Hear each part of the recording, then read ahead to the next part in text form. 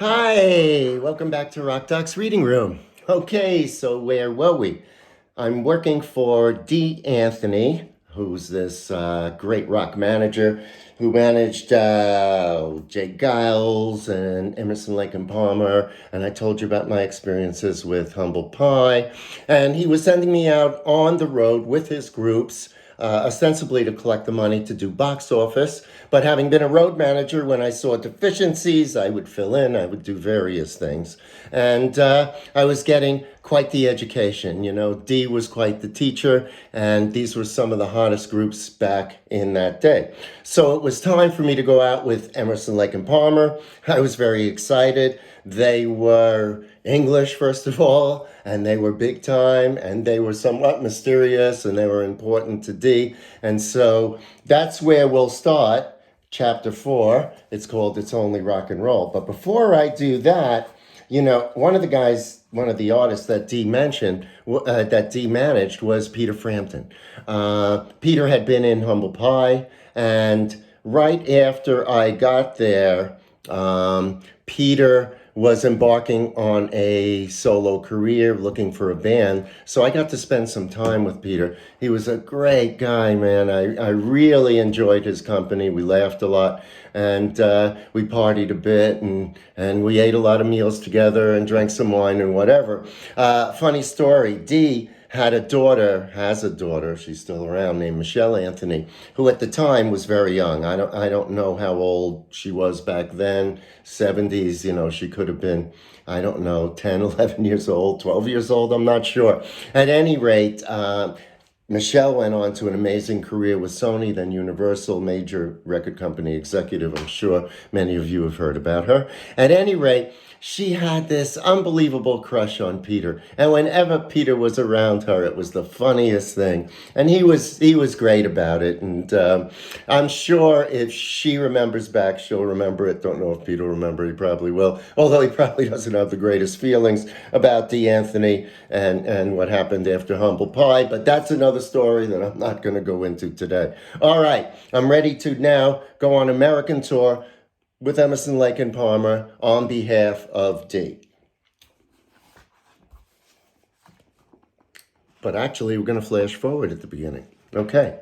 December 10th, 2017 would have been Greg Lake's 70th birthday, a fitting day for the celebration of his life planned for that afternoon. He had died almost a year earlier from pancreatic cancer. I was very taken aback and honored when Greg's wife, Regina, asked me to come to London and be one of the speakers at the event, each of us representing a different chapter in Greg's life.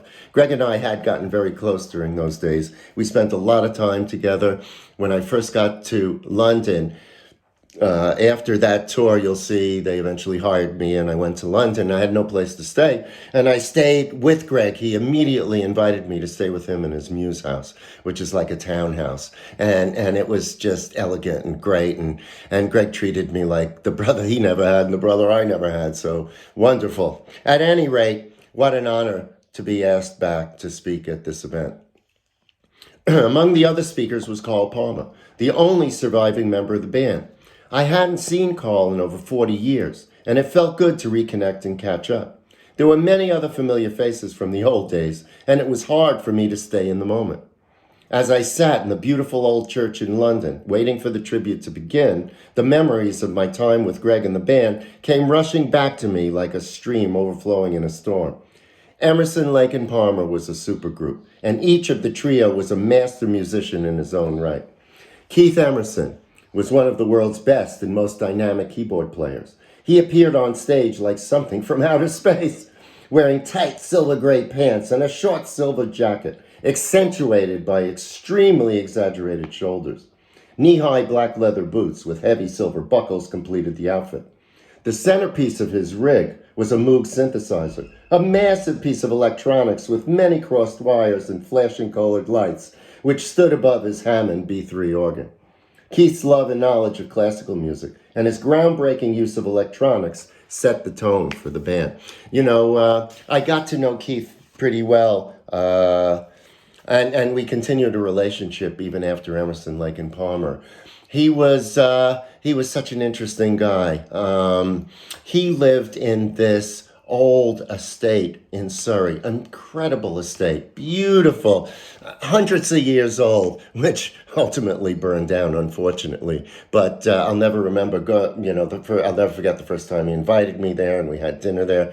And I met his wife. He was married to this beautiful Danish woman named Eleanor. Eleanor and I actually became friendly, and as I said, they invited me to their place in Nassau. I was down in the Bahamas, and my wife and I spent the day with them and went on their boat and dinner and everything. And they came to my apartment in the city. Keith was a great guy. I miss him. We hadn't seen each other for many years, but we had reconnected about a year and a half before his untimely suicide. And that was so unfortunate, but I'm glad at least I got to reconnect. And his music will live on forever. That was Keith Emerson. Greg Lake, lead vocalist and guitar and bass player, would take the stage wearing a beautiful custom-made white leather suit. You can see that if you look at some old videos. Incredible. I remember when he had it. It was so expensive, but, Greg was over the top. And then, no, has to be, like the $5,000 Persian carpet he would stand on. That was Greg Lake. He provided forceful and smooth vocals, beautiful guitar parts, and a constant driving bass. Behind Greg were racks of guitars and stacks of amplifiers. And I said, Greg and I got very close from the time that I spent with him. And I've told stories before about Greg having me play on an album we sort of produced together, and saving me from a terrible medical situation when I got sick at his house. At any rate, great guy. Miss him too. Sorry he's not here, but we have his beautiful music to listen to as well. Carl Palmer, a remarkable drummer and percussionist, completed the rhythm section. Much of the time, he also complemented Keith's keyboards with intricate melodies played on a variety of percussion instruments. He was the most underdressed, but this didn't matter, because by the middle of the set, he was usually drenched in sweat and shirtless. Carl had the biggest drum kit I had ever seen. It was engraved and made of stainless steel and flanked by 2 huge Chinese gongs. I remember that kit cost over 10 grand back in 1971. It was just amazing. Heavy, you don't know. Stainless steel drums. Think about that, man. And years later, I had a production company. I had to move that stuff around. Heaviest drum kit you can ever imagine. But Carl was kind of a cool guy. I remember one night he lived in an understated way, just like he dressed in an underdressed way. Out in the country, not a huge house, very within his means. And I'll remember the first time he invited me out to the house after I went to work for them. I got lost, and it was late at night, and it was hours, and I finally got there, and I think we must have smoked a little hash or something, and we started laughing, and he had this talking parrot, and the parrot started to talk it was a great night. We had a lot of fun. I probably didn't get there till 2 a.m, and I don't think we went to bed till 5 or 6. It was a lot of fun. And Carl was this unbelievable drummer, a type of drummer I had never seen before. And I think still, if you look at his technique, fairly different than anybody else. Okay. That was them, Emerson, Lake, and Palmer. The 3 were complicated people with distinct personalities. Keith Emerson was a real rock star and a dominant presence on stage. And as I said, off stage, he was shy, soft-spoken, and withdrawn. Greg Lake was the opposite. He was a charmer, personable and gregarious with a big heart.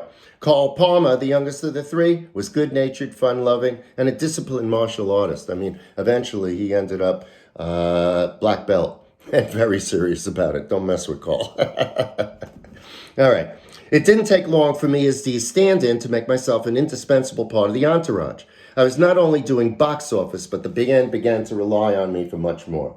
Although the band had a tour manager, he was preoccupied with equipment and production problems, and I filled in as the band's personal assistant and spokesperson. After a few gigs, I got in the habit of leading ELP from the dressing room to the stage. Man, that was so cool. Go in the dressing room, the guys were all pumped. They were ready. Come on, let's go. All right. The excitement was palpable as the crowd noise grew louder and louder. We often stood for a few minutes backstage, soaking it all in. Ladies and gentlemen, please welcome Emerson, Lake, and Palmer. And the crowd, of course, would go wild. I would send them onto the stage with a smile, a nod, and the words, "Have a great show." When Keith began the first few notes of their opening song, Hoedown, the crowd would go crazy and my heart would pump as if I were the one on stage.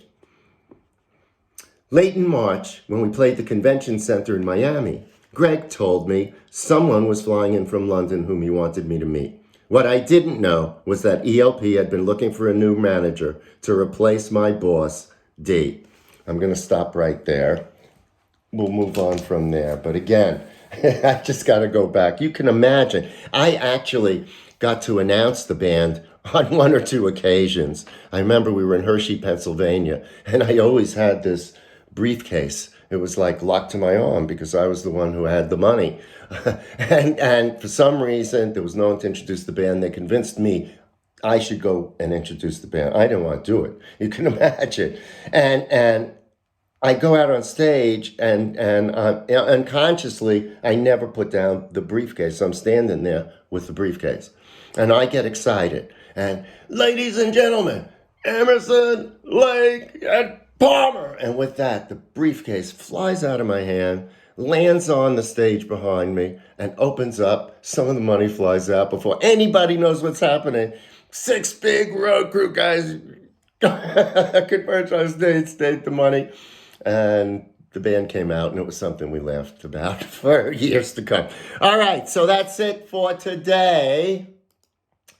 Oop. I hope you enjoyed it, and yeah, what can I tell you? You know where to find me. Come follow me on Facebook and Spotify, and next week at this time, I'll continue on the book and my Sunday videos and iHeartRadio and whatever. All right, have a wonderful week, and I'll see you next week for another episode of Rock Doc's Reading Room. Bye now.